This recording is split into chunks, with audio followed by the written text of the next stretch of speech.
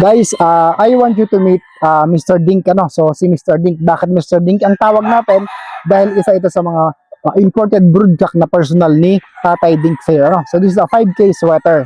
So, si Mr. Dink, ano? So, ito ang isa sa mga gagamitin natin sa breeding system natin na pahulugan, ano? So, imported mismo siya at nagamit na natin ang mga anak niya sa Manila Arena, nagpanalo. So, paparamihin natin siya. So, for only 500 pesos a week, magkakaroon kayo ng anak nitong imported na to, ano? So, ito, authentic siya. Mr. K, anong leg band number niya?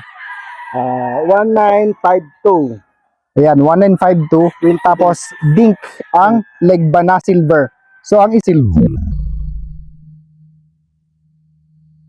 Isa pa, kulay pula na, authentic na leg band niya. Leg band number 4558. 4558. So, ang pangalan, tingnan natin, ano? Ayan. So, tingnan natin. Dink Fair. Ayan. Dink Fair.